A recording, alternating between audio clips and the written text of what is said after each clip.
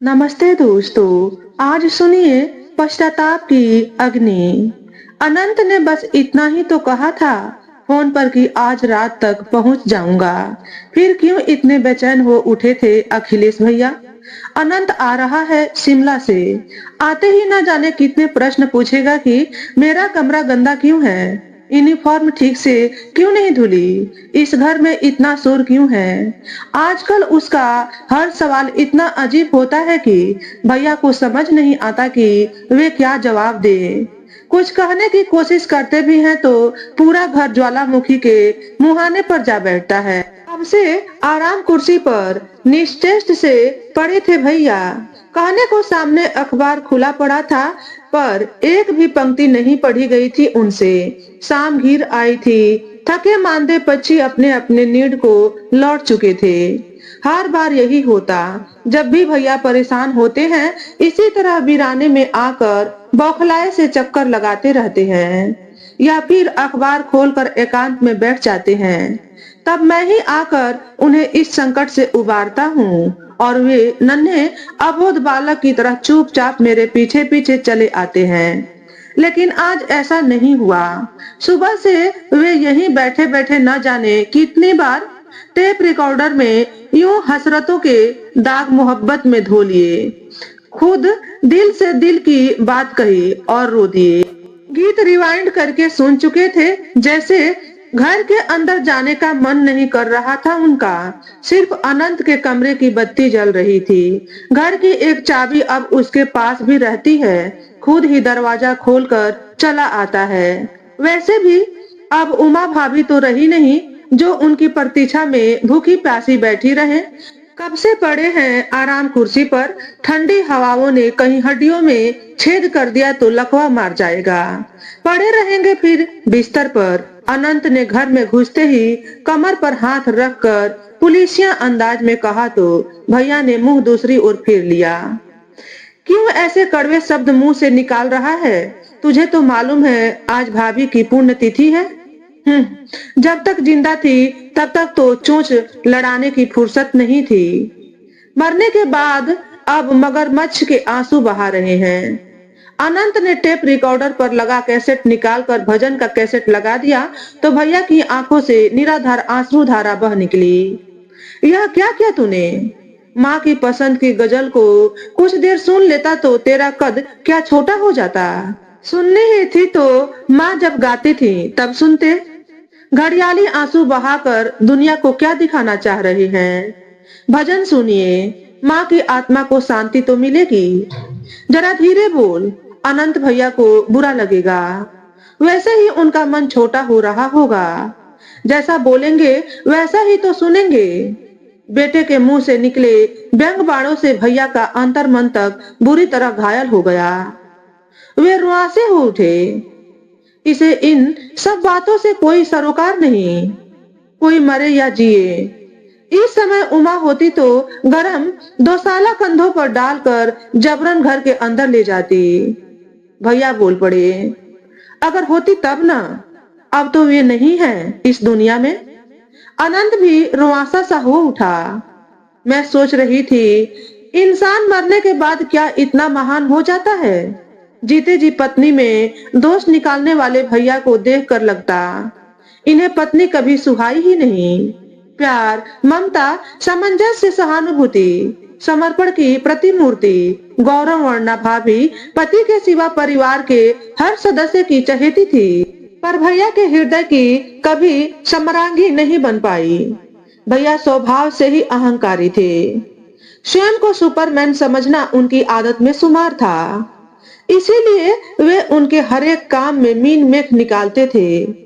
भैया की इसी आदत से परेशान होकर एक दिन माँ ने उन्हें समझाया था, तेरे ऐसे व्यवहार से बहू का दिल टूट जाएगा। अखिल कितना मान सम्मान देती है वह हम सबको। तेरे मुंह से प्यार के दो शब्द कभी नहीं निकलते, फिर भी हम सबको हंसाती रहती है, खुद भी हंसती रहती है। घृणा, मनमुटाव जैसे विचार तो कभी हावी होते ही नहीं उस पर। भैया को उपदेश सुनने की आदत नहीं थी। बाबूजी माँ को हमेशा समझाते, पत्थर पर सिर पटकोगे तो चोट खुद को ही लगेगी। पर माँ न जाने किस मृग तृष्णा में जीती थी। भैया को भाभी के मायके वालों का अनादर करते देख बाबूजी ने आगाह किया था, अगर उसके घर वालों का अनादर करोगे तो उसे भी हम सबका अनादर करते देर नहीं लगेगी। पर भैया तो अहंकार के मद में झूमते थे। जब भैया का विवाह हुआ था तब मैं बहुत छोटी थी, फिर भी कुछ घटनाएं ऐसी हैं जो मेरे मानस पटल पर जस की तस अंकित है। भैया के विवाह की पहली वर्षगांठ थी। भाभी यह दिन बड़ी धूमधाम से मनाना चाह रही थी। भैया को घूमने फिरने, सभा सोसाइटियों में जाने का शौक नहीं था। स्वभाव चिड़चिड़ा था, इसीलिए मित्रों व परिचितों का दायरा भी सीमित था। भाभी सुबह से ही रोमांचित और उत्साहित थी। भैया के कठोर स्वभाव को देखकर माँ हमेशा भाभी की हर छोटी बड़ी खुशियों का ध्यान जरूर रखती थी। आनंद फानंद फोन पर ही मित्रों व परिजनों को निमंत्रण भेज दिया गया। भाभी ने तरह तरह के व्यंजन खुद तैयार किए। उसके बाद दौड़ती भागती पसीना पोंछती वे घर को नए सिरे से सजाने में जुट गई। मैं भी अपने नन्हे नन्हे और भोली भाली समझ से उनका हाथ बटाती रही। शाम को भैया दफ्तर से लौटे तो उनका मुंह फूल कर कुप्पा हो गया। माँ कुरेदती रही, भाभी पूछती रही, लेकिन उनके मुंह से एक भी शब्द न निकला था। कुछ ही देर में पूरा घर मेहमानों से भर गया। भाभी सभी के आकर्षण का केंद्र बनी हुई थी। तभी एक धमाका हुआ। भाभी के कॉलेज के दिनों के एक मित्र ने भैया को घेर लिया, जो भैया के भी मित्र थे। आज तो हम उमा से गजल सुनेंगे। अरे भाई, बहुत कशिश है उनकी आवाज में। भाभी के सहपाठी ने बड़े उत्साह से बताया तो भैया आश्चर्य से केवल उसका चेहरा भर देखते रह गए। क्या कह रहे हो? सही कह रहा हूँ, बहुत बार सुनी है। अरे नहीं भाई, कोई और होगी, भैया बोले। मगर मित्र की आवाज से आश्चर्य की परिसीमा और एक अतिरिक्त आवेग झलक रहा था, जो वास्तव में भैया को नहीं सुहाया था। बस कुछ ही देर में यूं हसरतों के दाग। गजल भाभी ने गाई तो सभी ने मुक्त कंठ से उनकी तारीफ की। सुबीरा भी उस पार्टी में आई थी। भैया के ऑफिस में ही तो काम करती थी। बोली, आप बहुत खुशहाल हैं अखिलेश साहब। आपकी पत्नी जितनी सुंदर है उतनी ही सुशील और गुणवान भी है। सभी से तारीफ बटोरने और मेहमानों से विदा लेने के बाद भाभी कमरे में पहुंची ही थी कि भैया के चीखने का स्वर उभरा। वे बार बार भाभी का रिश्ता उनके उस सहपाठी से जोड़ रहे थे जिसने पार्टी में गजल सुनने की उनसे फरमाइश की थी। भाभी जब सुबह उठी तो उनकी आंखें सूजी हुई थी, चेहरा बुझा हुआ था। किसी से शिकायत भी तो नहीं करती थी, लेकिन उस दिन माँ ने दुलारा तो वे छलक उठी थी। भैया को इस बात से चिढ़ थी कि उनकी इजाजत बिना पार्टी का आयोजन क्यों किया गया। भाभी ने सार्वजनिक रूप से गजल क्यों गाई। भाभी का उस दिन भैया के शंकालु स्वभाव से पहली बार सामना हुआ था। अगले दिन रविवार था। भैया बहुत अच्छे मूड में थे। कोई सुंदर सी धुन गुनगुना रहे थे। काफी देर तक उनके कमरे से हंसी ठट्ठा की आवाज सुनाई देती रही। अम्मा बाबूजी के चेहरे पर संतोष की चिलमन छाई हुई थी। कुछ ही समय में हम सब भैया भाभी के कमरे में पहुंच गए। माँ ने भैया को मीठी सी झिड़की दी। खुद गीत गुनगुना रहा है, बहू ने गाया तो चिढ़ गया। तो सुन लो अपनी बहू से गाना, भैया ने चहक कर कहा तो भाभी ने दूसरा गीत गाया। रहते थे कभी जिनके दिल में हम जान से भी प्यारों की तरह। हम सब भाव विभोर होकर गीत सुन रहे थे। अचानक भैया को क्रोध आ गया और वे तेजी से भुनभुनाते हुए सीढ़ियां उतर गए। जब गाएगी दुख भरा गीत ही गाएगी। उस समय भाभी की सिसकियां रसमय वातावरण को गमगीन बना गई थी। उस दिन तो अम्मा के मन में अपनी बहू के प्रति ऐसी संवेदना उपजी कि वे फूट फूट कर रो पड़ी थीं। लेकिन उसके बाद भाभी ने हमेशा हमेशा के लिए सुर ताल से नाता तोड़ लिया। इस घर में उमा को अनादर, अपमान, अवहेलना के अलावा कभी कुछ नहीं मिलेगा। मैं तो हीरा चुनकर लाई थी, पर अखिलेश ने पत्थर समझकर रौंद डाला मेरी बहू को। माँ ने अफसोस जताया। धीरज रखो सुमन, एक बच्चा होगा तो सब ठीक हो जाएगा। बाबूजी बोल पड़े थे। इसी बात की तो चिंता है। उमा माँ बनने वाली है। ऐसे वातावरण में बच्चों को क्या संस्कार मिलेंगे। गर्भवती भाभी की सेवा टहल करती माँ अब उन्हें पहले से दोगुना प्यार देने लगी थी।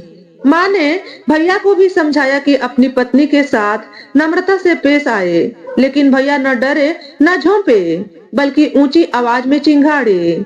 बहुत सिर चढ़ा रखा है तुमने अपनी बहू को। अम्मा, इसे समझा दो, रहना है तो मेरे तरीके से रहे। क्या मतलब? इस घर में मेरी मर्जी चलेगी, मेरी पसंद का भोजन पकेगा, मेरी पसंद से घूमना फिरना, पहनना ओढ़ना होगा। क्यों? माँ भैया का इशारा साफ समझ गई थी। क्योंकि मैं मर्द हूँ, उमा मेरी पत्नी है। उस दिन तो बेटे की आंखों के लाल डोरे देख माँ का भी स्वर कांप उठा था। वही तो करती है बहू। हाँ, उसके बाद इन हसरतों के दाग गा कर सबके सामने आंसू भी तो बहाती है। भैया ने मुंह बिचका कर कहा तो माँ सरपन्नी की तरह फुफकार उठी थी। जब समझता ही है तो दुख क्यों देता है बेचारी को? बेचारी, दुख मैं नहीं तुम सब देते हो मुझे। 7 महीने का अंतराल चुपचाप दरक गया आहिस्ता से।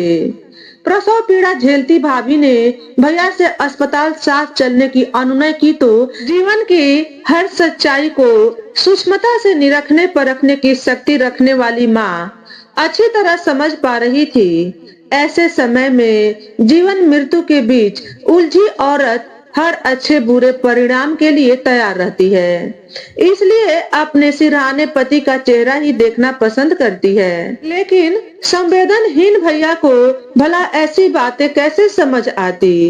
एक बार उन्होंने ठान ली, नहीं जाने की तो नहीं ही गए। कठोर व्यवस्था के बोझ तले दबती चली गई भाभी। साल दर साल इसी उहापोह में बीतते रहे। मेरा ब्याह हुआ, अनंत का सरकना, घुटनों चलना, तुतला कर बोलना, चलना फिरना।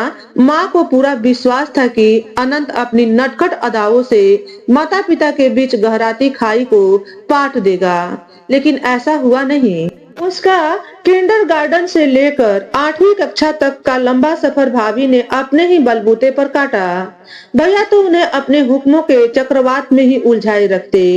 ऐसा वे पितृत्व की भावना के तहत करते थे। पुरुष दंभ के वशीभूत होकर इतना तो भाभी नहीं समझ पाती थी, लेकिन मातृत्व बोध की भावना से भी वंचित नहीं थी वे। कभी दबी जबान से प्रतिकार किया भी तो भैया को सहन नहीं हुआ। जब भी मौका मिलता वे पत्नी पर विष होने का प्रयास ही करते। अकेली पड़ती चली गई भाभी। पिता के रौद्र रूप से पुत्र को बचाने के लिए वे अनंत को दादा दादी के पास या स्वयं से चिपका कर रखती तो थी, पर इतना जानती थी कि व्यवहारिकता के धरातल पर अपने पिता से दूर रहकर अनंत का सर्वांगीण विकास रुक जाएगा। बेटे की शैक्षणिक प्रतिभा और व्यक्तित्व निर्माण के प्रति पूरी तरह से सजग भाभी जब दूसरे बच्चे को अपने पिता के साथ हंसते खेलते देखती तो उनके सीने में कसक सी उठती। खुद को समझाकर बेटे को दुलार पुचकार कर पति के पास पहुंचती भी तो उनका उग्र स्वभाव और कठोर रुख उन्हें पल भर के लिए भी ठहरने नहीं देता था। एक ही साल के अंतराल में माँ बाबूजी दोनों का देहांत हो गया। जिस कंधे पर सिर रख कर प्यार दुलार अपनत्व की उम्मीद करती आई थी भाभी, वही छीन गया तो मानसिक अवसाद से घिरती चली गई थी। न ढंग से खाती न ही किसी से बातें करती। उनका अब पूरा ध्यान अनंत पर ही केंद्रित रहता था। भैया ऑफिस से लौटते तो सुबीरा भी कई बार साथ चली आती थी। थोड़ा बहुत समय उसके साथ अच्छा बीत जाता था उनका। सुबीरा के साथ भैया भी घंटों हंसते चुटकुले सुनाते तो भाभी हैरान रह जाती थी। तो इसका मतलब अखिलेश हंस भी सकते हैं, अपने मन की बात दूसरे से कह सकते हैं और दूसरे की सुन भी सकते हैं। तो क्या उनका पूरा पौरुष, पूरा अहंकार पत्नी के लिए ही है? आत्मबल, आत्मचेतना रहित भाभी के सुप्त मनोबल को उठाने का प्रयास किया था मैंने एक दिन। कब तक घुटती रहेंगी भाभी आप? घर की गृहस्थी निभाते निभाते आपने अपनी प्रतिभा तक को रौंद डाला। प्रतिभा? कौन सी प्रतिभा? गायन प्रतिभा, लेखन प्रतिभा? भाभी ने वर्जनाएं लगाई तो गाना बंद कर दिया। मेरी माँ गाती है। अनंत ने आंखें फैलाकर पूछा। मेरी बात पर जैसे विश्वास ही नहीं हो रहा था उसे। हाँ, सरस्वती का वास है इनके कंठ में। तुम्हारे पापा को बुरा लगता है इसलिए नहीं गाती। सुम्मी, अनंत को ऐसी शिक्षा मत दो। उसे सभ्य और सुसंस्कृत बनाने में मैंने अपने जीवन का अहम हिस्सा लगा दिया है। एक बार इसके मन में नफरत की जड़ें बैठ गई तो पिता पुत्र के बीच ऐसी दूरी पैदा होगी जो मिटाए नहीं मिटेगी। भाभी ने समझाया था। जिन हाथों में अपमानित होती रही उसी के सुख की कामना करती भाभी को देख मैं सोच रही थी, क्या भाभी का मन कभी दुखी नहीं होता होगा? अंतरात्मा कभी चित्कार नहीं करती होगी? सिर्फ यही देख देख कर खुश होती रहती थी कि उनका बेटा तो उनकी भावनाओं, संवेदनाओं को समझता है। घंटों माँ बेटे को एक साथ बोलते बतियाते देख ईर्ष्यालु भैया ऐसा रौद्र रूप धारण कर लेते कि वे दोनों बुरी तरह सहम जाते। लेकिन अपने स्वभाववश ही तो स्वयं को पत्नी और पुत्र से अलग करके भैया ने उन्हें अपना बनाने का मौलिक अधिकार खोया था। एक दिन इस असहनीय परिस्थिति से स्वयं को बचाने के लिए भाभी ने लिखना शुरू कर दिया। बहुत खुश हुई थी उस दिन मैं कि कम से कम उस घुटन भरे माहौल से मुक्ति तो मिलेगी भाभी को। धीरे धीरे डायरी के पन्नों पर मोती से अक्षर टंकते गए। इंद्रधनुष के 7 रंग भाभी की कविता में सिमटते गए। अब तो भाभी कहानियां भी लिखने लगी थी। उनकी प्रकाशित कृतियों से घर भर गया। लोग पढ़ते, प्रशंसा पत्र भेजते। एक दिन 11,000 रुपए का पुरस्कार भी मिला था उन्हें आरोही पत्रिका की ओर से। मैं दौड़ी चली गई थी। भैया घर पर ही थे। सुमीरा भी पास बैठी थी। आजकल वह अक्सर यहीं बैठी रहती थी। मैंने उन्हें सारी बात बताई। इतना मान सम्मान मिल रहा है आपकी पत्नी को और आप यूं गुमसुम बैठे हैं। मिठाई खिलाइए, इन्हें प्रथम पुरस्कार मिला है। सुवीरा बोली। भैया ऐसे चौके जैसे न जाने किसकी बात हो रही थी। फिर बोले, क्या कविता कहानी लिखने से पेट भरता है? कब से आस लगाए बैठी थी भाभी की शायद तारीफ के 2 शब्द पति से भी मिल सके। लेकिन भैया ने तो बिना कुछ पढ़े ही अपना आह शांत कर लिया। आलू को प्याज की टोकरी में डालकर, लहसुन को अदरक से अलग करके, पत्नी के कपड़े अपनी अलमारी में ठूंस कर, अपने धुले कपड़े बाथरूम में पटक कर, ऐसे मौकों पर अपनी मर्दानगी का सबूत देने से कब चुकते हैं वे? कहते हैं मनुष्य स्वभाव के वश में नहीं होता। भाभी स्वभाव से ही सहिष्णुनी थी। किसी का अपमान करना तो दूर, किसी का दिल भी दुखाना नहीं आता था उन्हें। अपने स्वभाव का यह आकस्मिक परिवर्तन वे स्वयं ही बर्दाश्त नहीं कर पाई और कई तरह के रोगों से घिरती चली गईं। ऊपरी तौर पर चाहे प्रतिकार न करती हो, मन में खुद को कोसती रहती थी। भैया ने भाभी की बीमारियों को कभी गंभीरता से नहीं लिया। वैसे भी वे भाभी में दिलचस्पी लेते ही कब थे। वे तो अपनी ही जिंदगी से दुखी थे। पत्नी की कमियों का बखान सुवीरा से करके इस तरह सहानुभूति बटोरते कि मासूम अनंत कभी माँ के चेहरे पर उभर आई आड़े तिरछी रेखाओं को देखता तो कभी सुवीरा के चेहरे पर आए संतुष्टि के भाव देख चिड़चिड़ाता। एक दिन पलंग पर लेटे लेटे ही भाभी ने दम तोड़ दिया। यह सब अप्रत्याशित भी तो नहीं था। भाभी की शांत देह टिकटी पर रखी थी। भैया की आंखों से आंसू-धारा बह निकली। लोगों की भीड़ जमा थी। अचानक अनंत जोर जोर से रोने लगा। बुआ, इनसे कहो माँ की रस्सियां खोल दे। कितना कस कर बांधा है, दर्द हो रहा होगा इन्हें। पिता के प्रति उसकी तृष्णा में घृणा की परछाइयां तैरने लगी थी। इन्होंने मारा मेरी माँ को। इन्होंने माँ की आंखें मूंदती ही पिता पराये हो गए। अनंत के लिए खुद को घर के अंधियारे कोने में कैद कर लिया था उसने। न कुछ कहता न किसी से मिलता। तिमाही परीक्षा में ही उसे 50% अंक मिले थे। स्कूल के प्रिंसिपल ने विशेष रूप से भैया को बुलावा भेजा था और कहा था, कितना कमजोर हो गया आपका बेटा पढ़ाई में। आपकी पत्नी के रहते हर क्षेत्र में अव्वल रहता था अनंत। थोड़ा ध्यान दीजिए। अगर छमाही का परीक्षा फल ऐसा रहा तो स्कूल से निकलवाना पड़ेगा। अपना अपमान सह सके ऐसा तो स्वभाव ही नहीं था भैया को। लगे सुवीरा पर चिल्लाने। नियमित रूप से आती हो अब। कितना ध्यान रखा तुमने अनंत का। जैसा बीज बोया वैसा ही तो फल मिलेगा। इसकी जड़ें ही कमजोर है। सुवीरा ने भैया की तेजी से अपनी तेजी 1 डिग्री बढ़ाकर रखी तो वे सहम गए थे। अनंत ने माँ की तारीफ सुनी तो भला लगा था उसे, परंतु पिता के मुख से छिछली टिप्पणियां सुनकर क्रोध में कांपने लगा था। काश माँ ने भी इसी तरह पलटकर जवाब दिया होता। पढ़ाते पढ़ाते माँ के माथे पर पसीने की बूंदें छलछला जाती थी। काली घुंघराली लटें बिखर जाती थी। पर तब तो पापा ने कभी माँ से धीमी आवाज में बात नहीं की। भैया का घर बिखर गया था। न ढंग से खाना पकता न ही कोई खाता। अकेली भाभी कितने सुचारू रूप से घर की व्यवस्था बनाए रखती थी। मैं अक्सर भैया के पास आ जाती थी। अपने घर से कुछ भी पका कर लाती और दोनों को खिलाती। लेकिन ऐसे कोई कब तक अपनी गृहस्थी छोड़कर दूसरे का घर व्यवस्थित कर सकता है। इसे हॉस्टल में डाल दें। हैरान परेशान से भैया ने अपने अव्यवस्थित हो गए घर को सुव्यवस्थित करने के लिए सुवीरा को अपनी पत्नी बनाकर घर लाने के लिए भूमिका बनाई थी। यह सच में वे बेटे के भविष्य के प्रति चिंतित थे, यह तो वे ही जाने। लेकिन सुवीरा के सूखे कपालों की आभा और भैया की उम्र देखकर मैं इतना तो अच्छी तरह समझ गई थी कि 40 वर्ष की उम्र में पेट की भूख के साथ ही शारीरिक क्षुधा शांत करने का एकमात्र उपाय पुनर्विवाह ही तो है। और भैया के हृदय के किसी कोने में यह कामना लालसा अब भी शेष थी। कुछ दिनों तक तो सब ठीक चलता रहा, लेकिन भैया अपने पुरातन स्वरूप में जल्दी ही लौट आए थे। सुवीरा के सामने परिणय निवेदन करते करते वैसा ही रोब जताने लगे जैसा उमा भाभी पर जताते थे। कभी नमक कम, कभी सब्जी में तेल ज्यादा। पका कर लाती तो सुवीरा अपने घर से ही थी और प्रेम से परोसती भी थी। लेकिन भैया का अनर्गल संभाषण सुनकर उमा भाभी की तरह पत्ते की तरह कांपने के बजाय ईंट का जवाब पत्थर से देने से भी नहीं चुकती थी। तब भैया का चेहरा उतर जाता, मगर वे प्यार करते थे सुवीरा से। अर्धांगिनी बनाने की कसम ली थी, इसलिए चुप थे।